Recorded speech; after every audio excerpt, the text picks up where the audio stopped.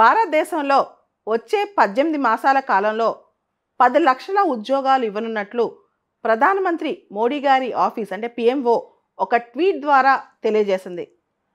భారతదేశంలో అనేక డిపార్ట్మెంట్స్లో ఉద్యోగాల పరిస్థితి అంటే మానవ వనరుల పరిస్థితి రివ్యూ చేశాం. దాదాపు 10 లక్షల ఉద్యోగాలు క్రియేట్ చేయబోతున్నాం. ముఖ్యంగా ఉన్న ఖాళీలని భర్తీ చేయడానికి ప్రయత్నిస్తాం అంటూ ఒక ట్వీట్ బయలుదేరింది అనమాట.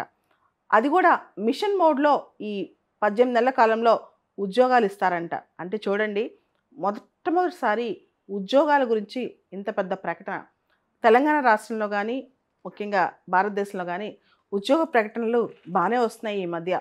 అంటే ఇది నోటిఫికేషన్ కాదు, సెంట్రల్ గవర్నమెంట్ ఇచ్చింది, కానీ ఒక మనకి ఒక సూచన ఇస్తుంది అనమాట, మేము ఉద్యోగాలు రిక్రూట్ చేయబోతున్నాం అని చెప్పి.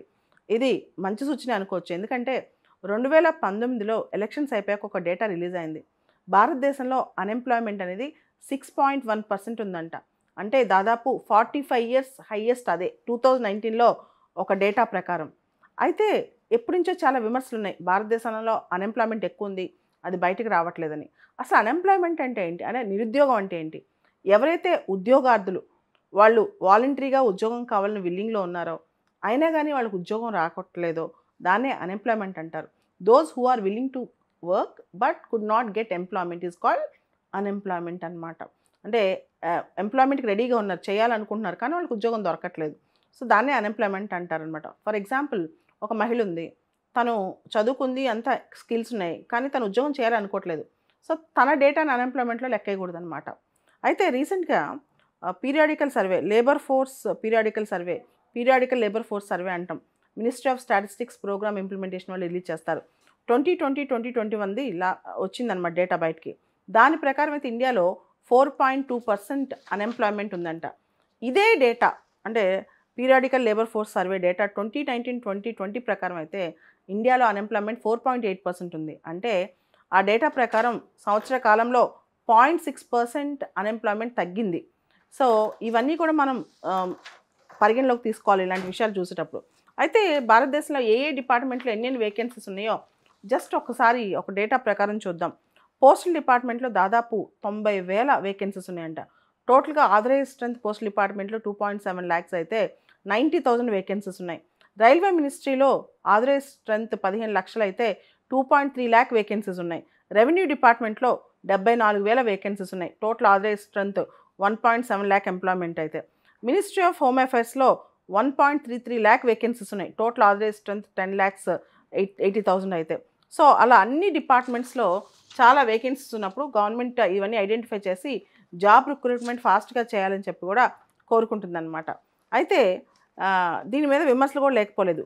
యాక్చువల్గా ఇది 18 నెలల కాలంలో నోటిఫికేషన్ ఇస్తారా, రిక్రూట్మెంట్ చేస్తారా? అంటే కేవలం ప్రకటనలు రిలీజ్ చేస్తారు ఇన్ని జాబ్స్కి, రిక్రూట్మెంట్ కూడా అయిపోద్దా? దీని మీద క్లారిటీ లేదు. ఇది వన్ టైం ఎఫ్ఐఆరా, మ్యాక్సిమం ఎంత ఎఫ్ఐఆర్ పడుతుంది, దీని మీద ప్రభుత్వం పైన ఎటువంటి బర్డన్ పడుతుంది, వీటన్నిటిని కూడా పరిగణలోకి తీసుకోవాలి అంటున్నారు. అయితే ఇదే సందర్భంలో భారతదేశంలో ఇంకొక ఆస్పెక్ట్ కూడా న్యూస్లోకి వచ్చింది. అదే అగ్నిపత్ ఆర్ అగ్నివీర్ అనే స్కీమ్.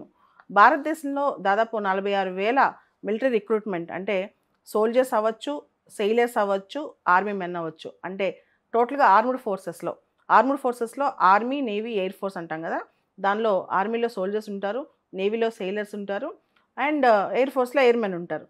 దాదాపు 46,000 నుంచి 50,000 వరకు రిక్రూట్ చేసుకోబోతున్నారని చెప్పి వార్త వచ్చేసింది ఆల్రెడీ.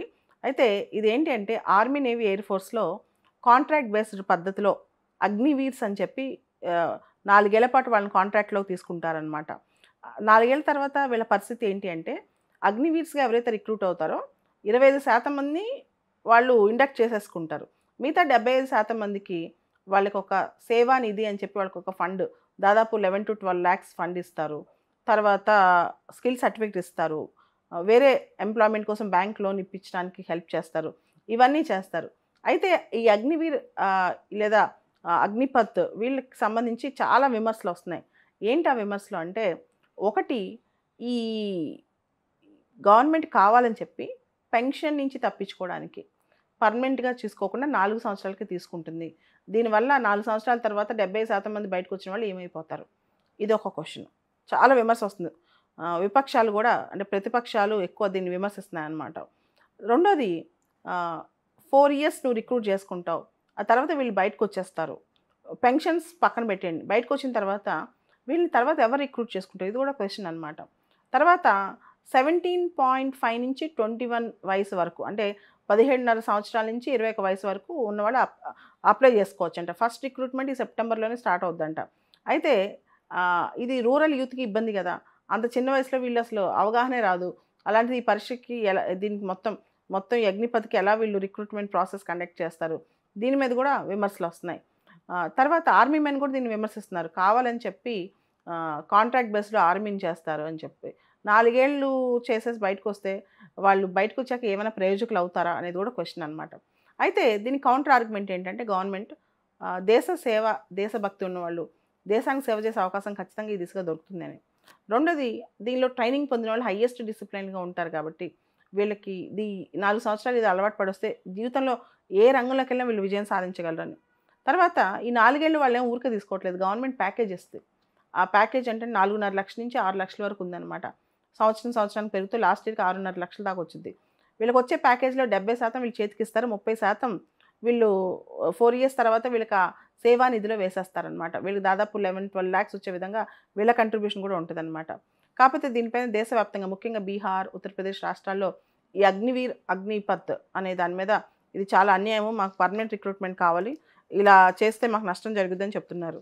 అయితే 25%ని రీటైన్ చేసుకుంటారు కదా, ఆ రీటైన్మెంట్కి ఉండాల్సిన లక్షణాలు ఏంటంటే ఈ 4 ఏళ్ళలో వాళ్ళ మెరిట్ చూస్తారు, వాళ్ళు రీటైన్ అవ్వాలన్న, అంటే మేము ఇంకా మిలిటరీలో కంటిన్యూ అవ్వాలన్న వాళ్ళ విలీనియస్ చూస్తారు, తర్వాత వాళ్ళ మెడికల్ ఫిట్నెస్ చూస్తారనమాట. ఇవన్నీ ఉంటే వీళ్ళకి కొంతవరకు హెల్ప్ అవుతుంది పర్మనెంట్గా ఉండటానికి. అంటే వాళ్ళ విల్లింగ్గా ఉండాలి, మెడికల్ ఫిట్నెస్ ఉండాలి, తర్వాత మెరిట్ ఉండాలి. అయితే బ్యాంక్ లోన్స్ కూడా ఇప్పించడానికి గవర్నమెంట్ హెల్ప్ చేస్తాయి, ఎవరైతే బయటకు వచ్చేస్తారో వాళ్ళకి. స్కిల్ సర్టిఫికేట్ కూడా ఇచ్చేస్తాయి. 25% కాకుండా 75% ఎవరైతే బయటకు వస్తారో వాళ్ళకి స్కిల్ సర్టిఫికేట్స్, బ్యాంక్ లోన్స్ అన్నీ అవైలబుల్గా ఉంటాయంట.